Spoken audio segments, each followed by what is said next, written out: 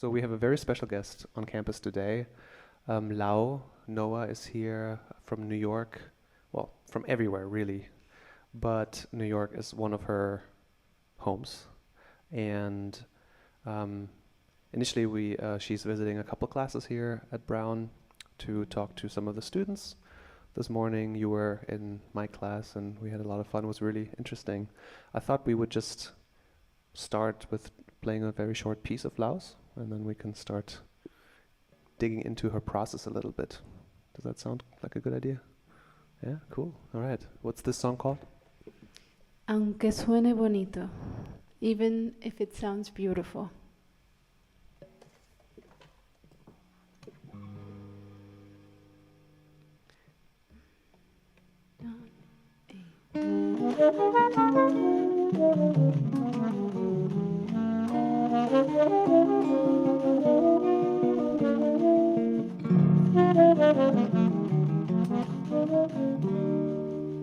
¿Cuánto puede salvarte una canción escrita, el efímero arte en esta alma chiquita? Es un don de sirenas, el sonido devoto, pero no ahorra las penas en este corazón roto. Las canciones son bellas, apaciguan heridas, pero nunca son ellas milagros salvavidas.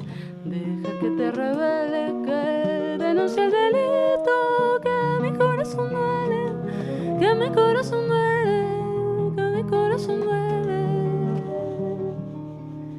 Aunque suene bonito.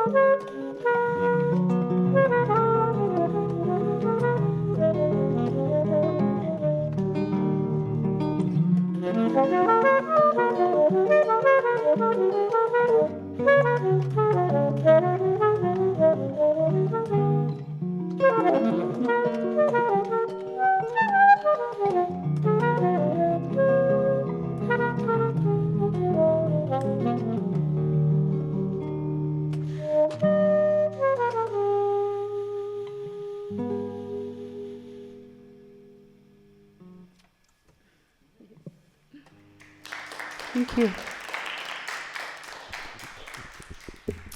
Thank you. So as you might hear or know, Lau is from Spain, actually from Catalonia. And I spent I spent some time there. I lived there for about 8 months.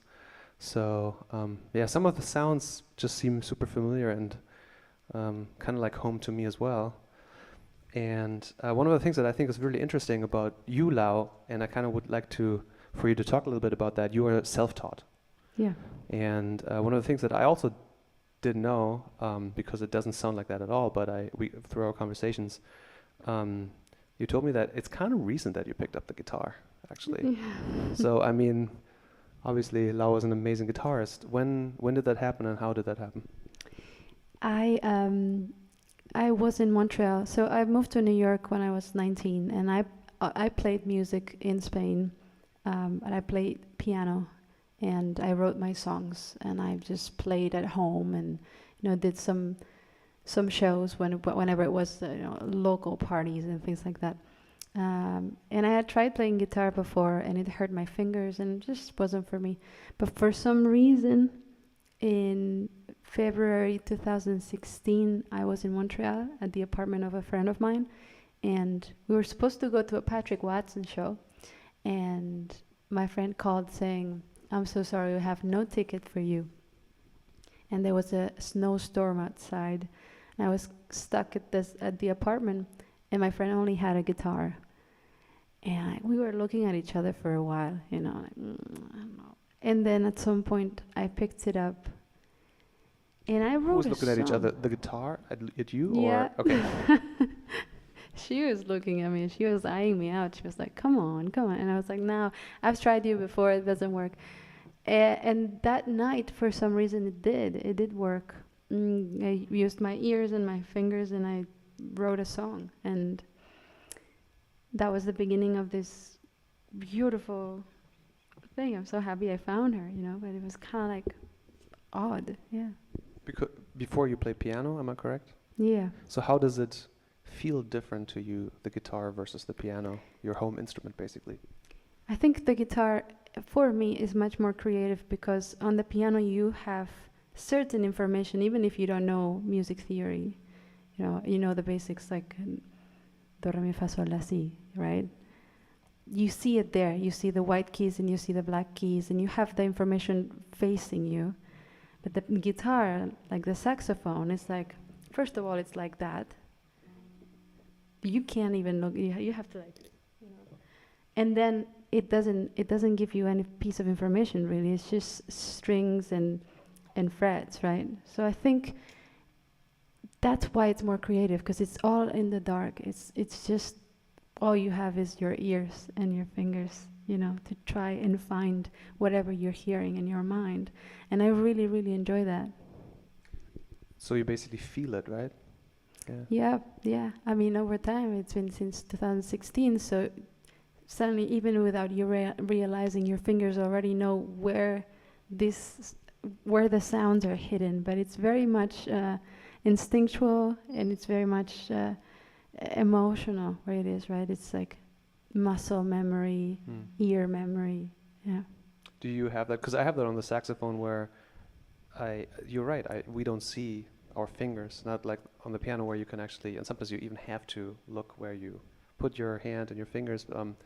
I do, if I just close my eyes and I do a certain, you know, I press that key, I hear it, you know, the way it sounds. Like, is that something that you can relate to?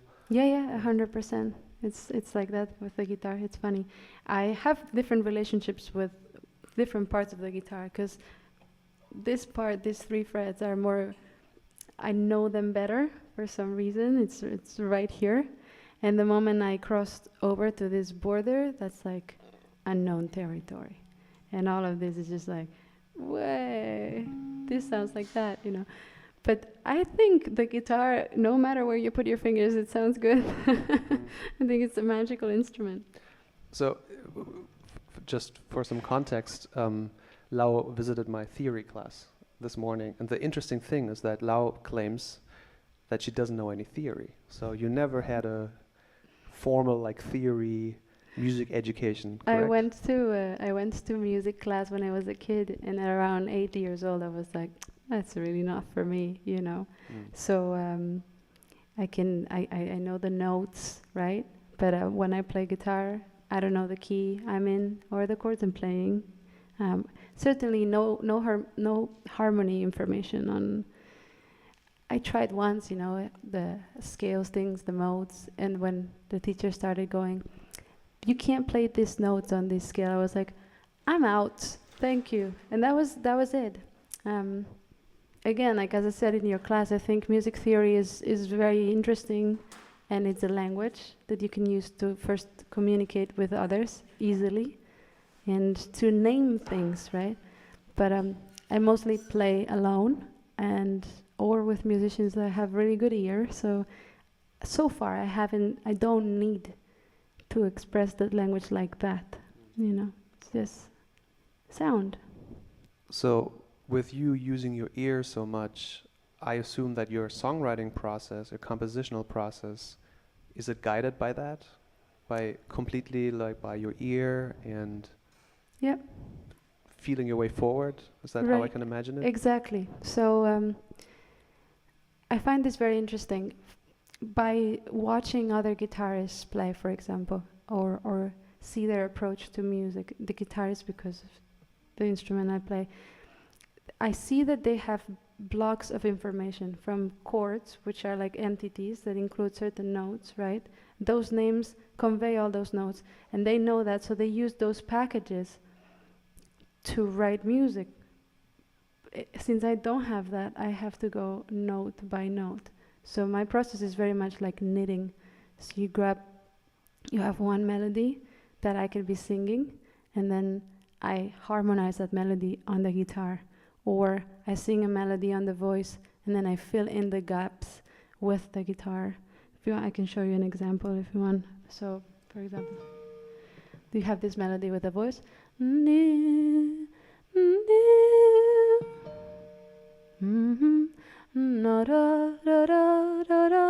Right? So on the guitar, you can fill in the gaps like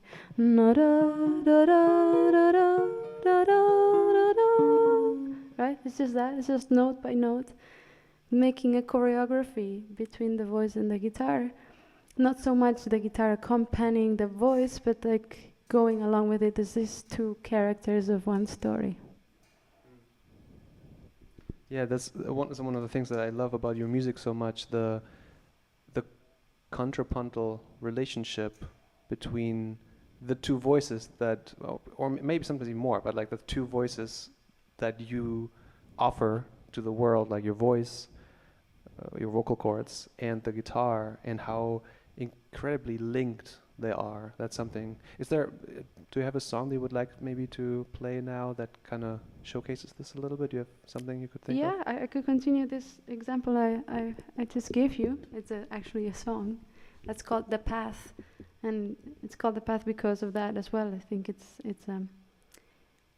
is the same body, you know, and I'm really lucky to be able to play two instruments at the same time, and that gives you, there's no match to having another human being doing that unless it's someone that you really, really know. But my hands really know my brain as much as my vocal cords know my brain, and vice versa, you know. So this is The Path.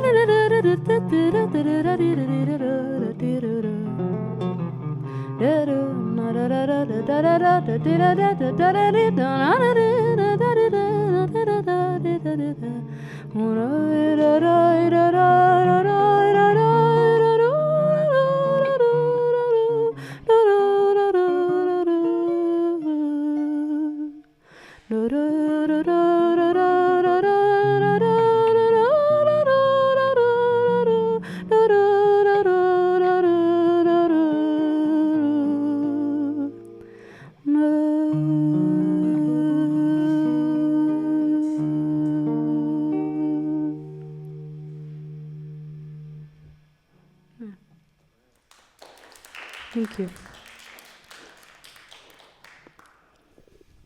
Yeah, that's really nice. It's beautiful. Thank you. I think when I hear you play, but also when I hear you talk, it's one of the things that I think is very striking about your music is the storytelling. And, you know, as a singer-songwriter, you know, story is really what it's all about, of course, but it's really interesting. And if you ever get the chance to see a concert of Lau's, and she plays, you know, in New York a lot and all over at least Europe, US as well. So I highly recommend you checking it out, because one of the things that I thought was so interesting, the last time I saw you was at the Lunatico in New York. And so just to give you an idea, it's really hard to get into her shows because they're a lot of times sold out. So Lau actually was so nice to get me in. I rescued him from the street. Yeah, I was hanging out there at the street because we initially met through a double bill, right? Yeah. One of the things that I thought was so interesting is because Lau plays as a solo artist a lot, you know. So you write your songs, you're all alone playing. But then she, first of all, had a band with her. But almost every other song, there was another guest that came on stage, and I kind of was reminded of almost like a movie where you have like a new character come in and then kind of leave, and sometimes some of them came back for another song. It was really, really vivid storytelling just through the curation of your concerts. Is that something that is conscious, or? I think it's a consequence of the way I've approached this instrument and the songwriting ever since I started playing guitar, which is for a long time, I think now I'm more capable, but because it was so new to me, I couldn't really play anything I hadn't written, you know. So what happened was that whoever liked my music and wanted to play with me, they had to learn my songs. That was it. It was kind of like, well, that's what we do.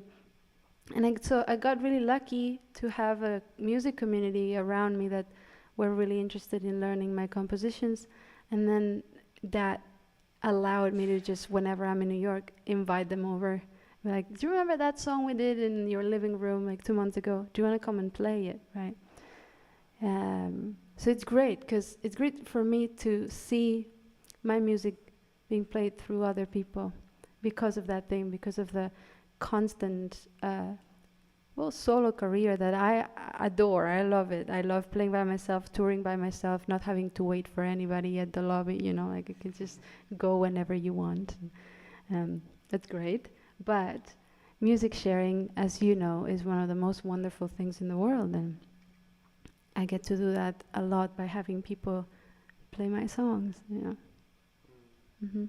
How do you conceptualize the role of the audience in your concerts? So it's the only mirror you have when you don't play with anyone. I feel like when you're on stage with a bunch of people, you have the same experience or a similar one. So then when you go backstage, you finish the show, you know, the saxophone player can come and be like, man, that place at that moment was really great. Or there, you know, we got kind of lost and was kind of scary for a second. Or, you know, when you're on your own, the only one who gets to experience performing is yourself. And that's, yeah, you have no reflection. The only reflection is the faces of the people who are watching you. And so that is what suddenly becomes the relationship you have, instead of, you know, between two people playing together. It's like between the ones that are offering you their feedback by how much they move on their chair, how much they clap, the way they look at you, the silence after the song is over. All of these things are like the music they bring back to you, as if you were playing with, that's their music, you know, that's their way of letting you know how they feel. So it's extremely important, and extremely, it's excruciating in a way, because they don't have to make it sound nice. They don't have to be nice to you. You know what I mean? Like, you and I are playing together here, and we are trying to help each other get through the song and make it sound the most beautiful possible. Here I sit trying to give some love, and they don't have to reciprocate at all.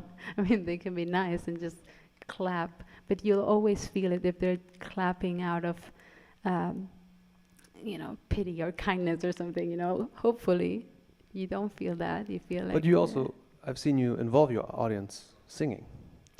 Correct. Well, yeah, that's the next step. When you have a few shows where you see that the audience is actually into it, you go, oh yeah, okay, let's bring it a step further. And I'm very honest with them. I go, can you sing?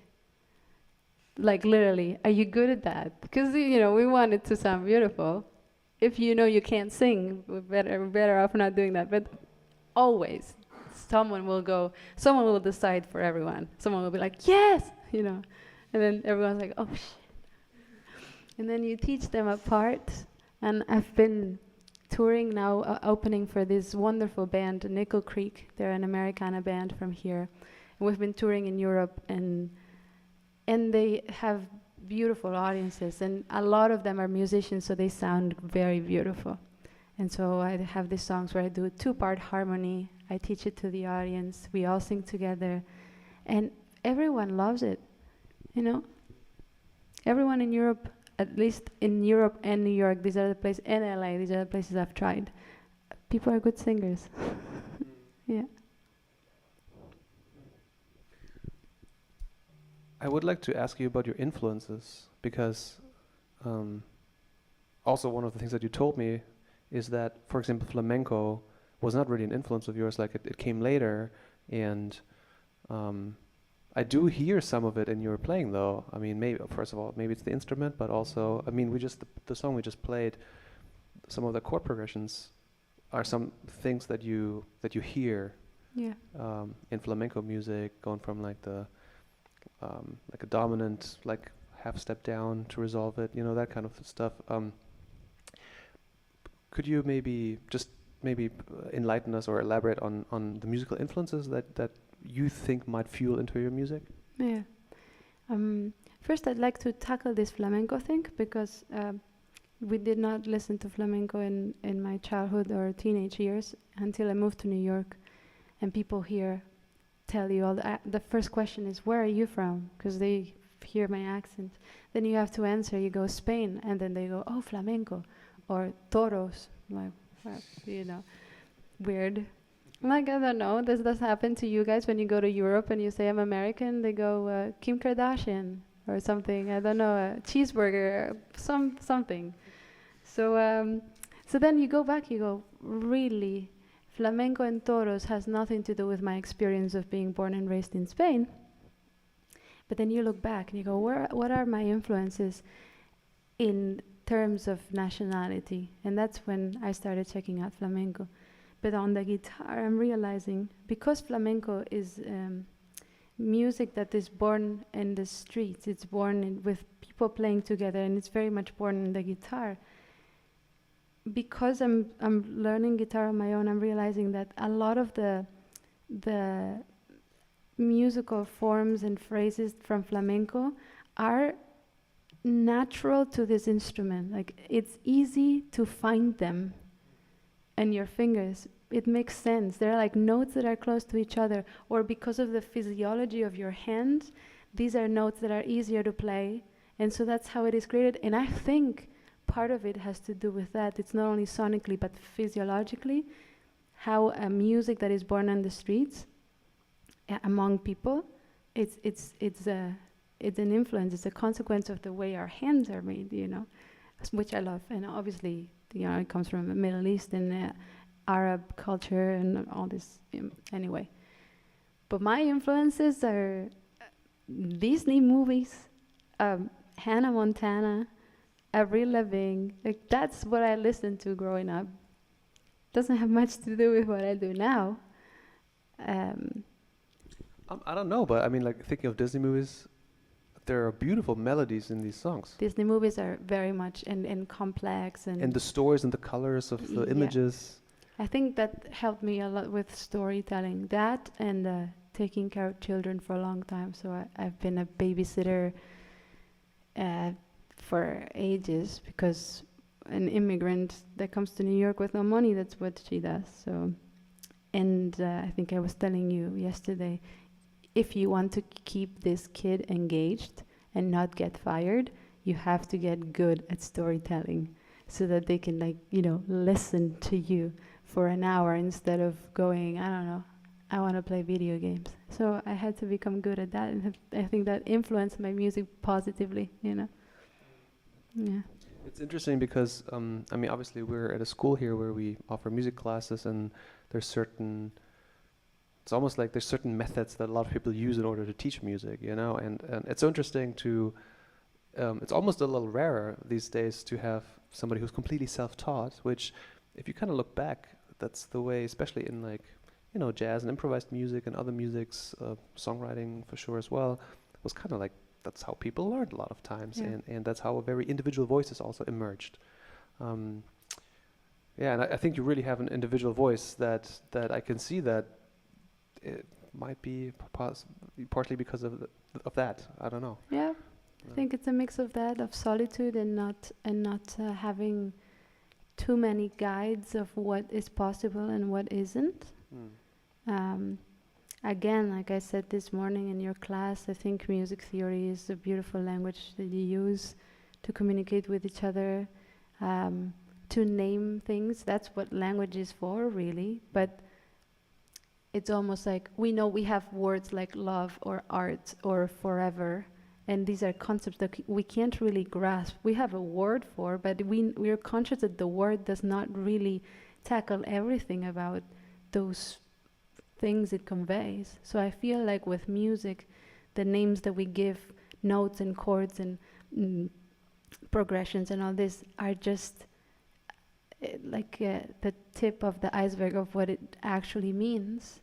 And so you use it to communicate, but if you only if that's your only source, then you're missing out on all of what it actually means that can only be said by not saying it, but by playing it, you know.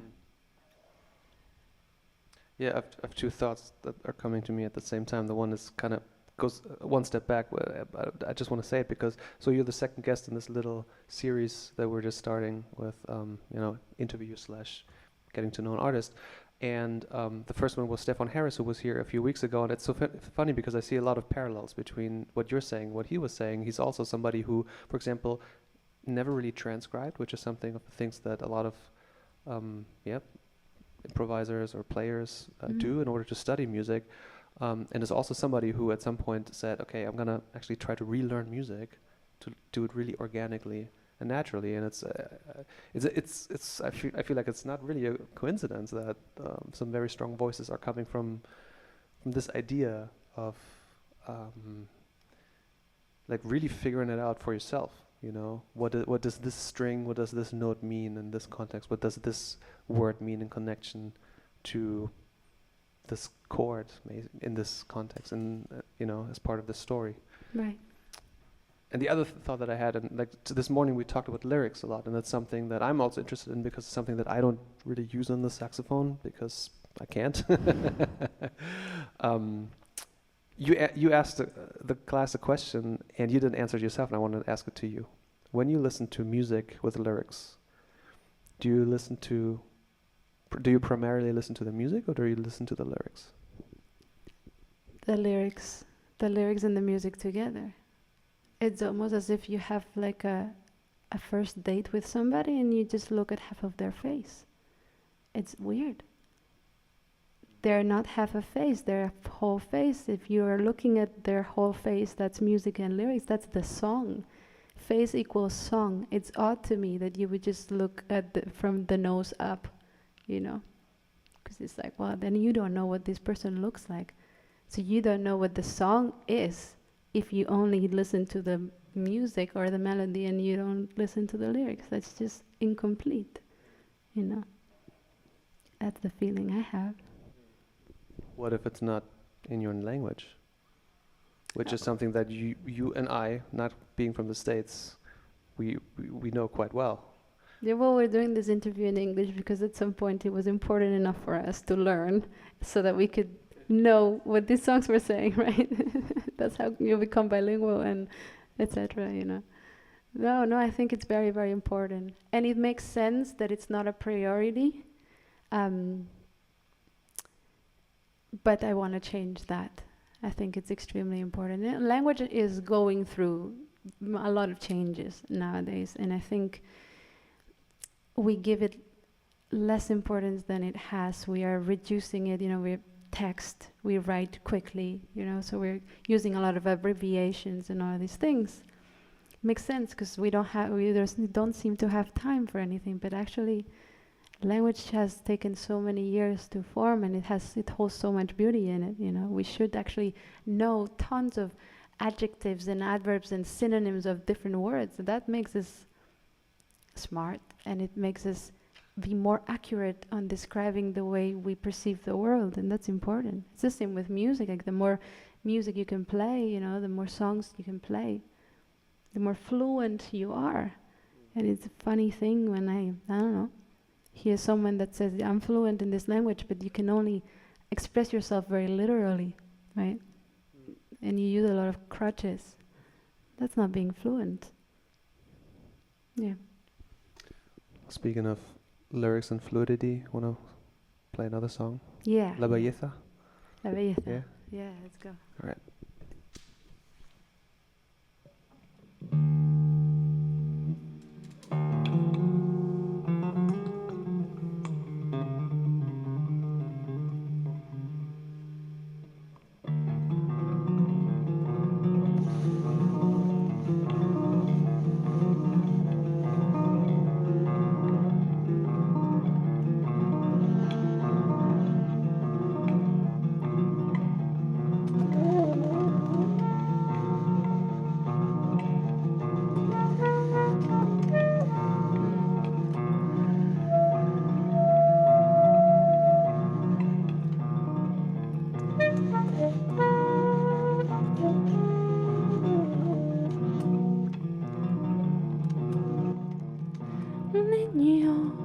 te mueren los ojos por usar a tu antojo a los dioses del placer. Ciego el don de la belleza, ya no ves la proeza que trae el amanecer. Mi pierna fría, mi boca de mármol, mi cuerpo cachado como un viejo verbo, lo sé. Llego sin vida a la mentira, solo un reflejo de lo que no puedes ver. Lo que se marchita es solo un espejo que te grita. El mundo no sé si palpita tu corazón, es que aún está vivo. No mates lo que se te ha dado, solo para ti, solo muere en ti, solo cambia en ti. Niño, se te mueren los ojos por usar el antojo lo que existe más allá de ti, inalcanzable, indestructible. Cuánto miedo te da ser humano de verdad.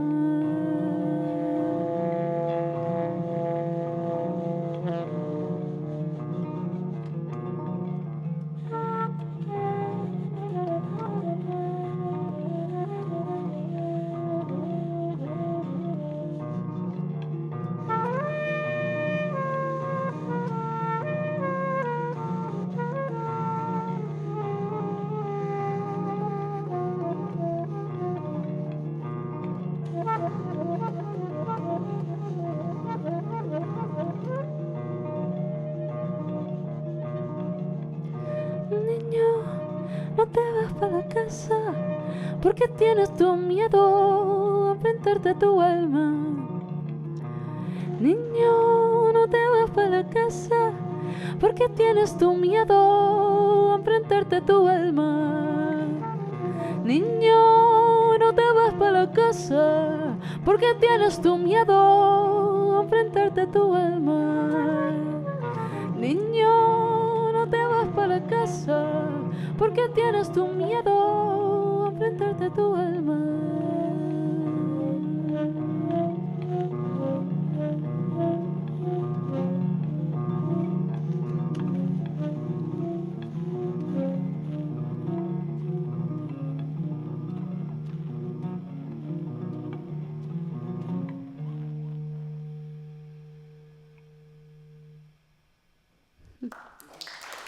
Thank you.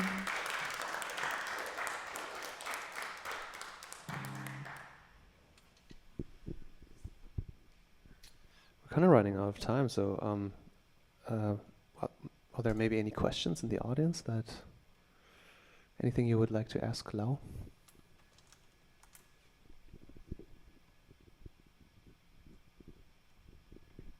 Come on.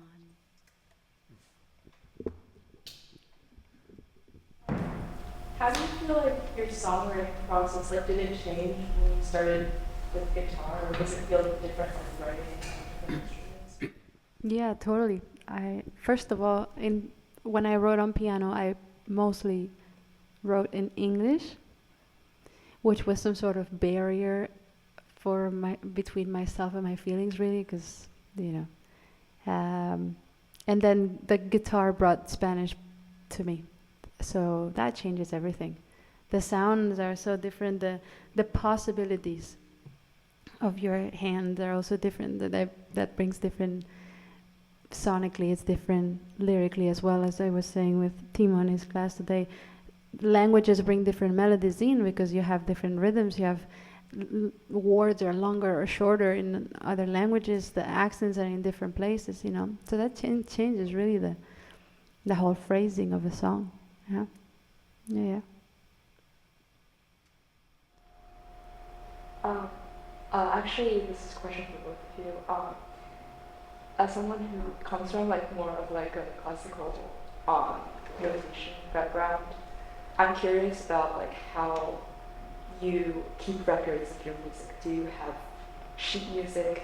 How much of the notes that you put down on paper, or is it more free? Is it more based on hearing and stuff, and how you learned Bach's music, and how is that different from like reading like a jazz sheet? I think there are many different ways of keeping record of your music. I think I do myself a blend of, while I'm in the process of writing music, a lot of times either I scribble down on staff paper, sometimes it's not even accurate, or just so I can remember. A lot of times, with phones and everything, I just sing something on my phone a lot of times, or record it like that so I can remember. Because also, the page where you notate something never tells the whole story, right? So there are all these things like timbre, tempo, expression that, I kind of want to keep I want to keep that contained. So that a lot of times I record stuff. In terms of how we just learned this music, I mean, we kind of sat down yesterday for a few minutes and played through the parts. I had sheet music from her, but they're not really in lead sheet form, so I really just try to play by ear. And even though, it's not perfected because we just played for the first time, really, I do prefer to just really be able to use my ear and be more tuned into what's happening than having a piece of paper in front of me. How do you retain? Also, it's a really interesting question, because we talked today about, I'm quoting Lau. Lau said, I'm actually a classical musician, in a way. I mean, yeah, it's a composition that is written down 100%, and then the variations are slightly, in an emotional sense, more than like playing a different note. The melody is the melody, right? And that's it. And the guitar has a melody as well, and that's like the custom-made dress for that melody. It doesn't really change, but the intention can change, the accent can change. So the way I document my music is 100% by recording it. Many times I'll have projects with instrumentalists who will take over the melody, so I will play the guitar part and I'll teach them what I'm singing, and that turns into a song for guitar duets or sax and guitar or whatever. Those charts that we had, so that because we didn't have enough time to really go over the music and for it to be easier, these are transcriptions that other people make of my music. They're also in different keys. Well, one of them is a different key. Different keys, yeah. So like, that's another territory I'm not part of. That's true. Actually, she taught me, like the first piece we played. She actually just sang it to me, and I had to like learn it like from that. Yeah, it's the same. I mean, I always relate it to the everyday life things. You're trying to have a conversation with somebody. It doesn't make sense that you're looking at a script while you're having that conversation. You're supposed to look at this person in the eyes and you react to that. Right? Nowadays, people look at their phones when they talk to other people, but it's not necessarily a good thing, Yeah. Is there an emotion or mood where writing comes most easily to you? Oh, that's a big one. I won't lie. Obviously, heartbreak and sadness and the difficulty is easier to write about because it's very on your surface, on your skin. But I will never subscribe to this idea that in order to be an artist, you have to suffer 100%.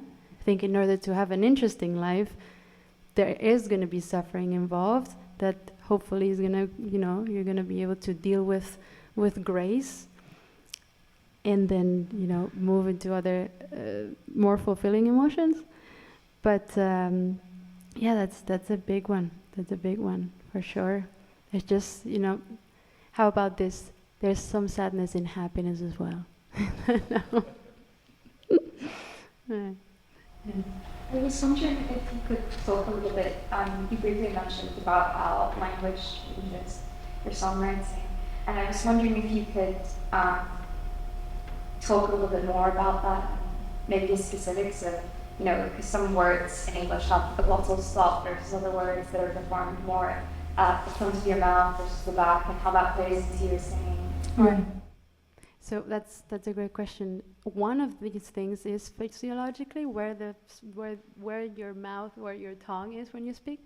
But I think even meaning-wise or influence-wise. I think the United States, for example, or English-speaking music has this wonderful tradition of poets who have been able to create incredible songs by describing life as is, being really literal, from Bob Dylan to Cohen sometimes and things like that.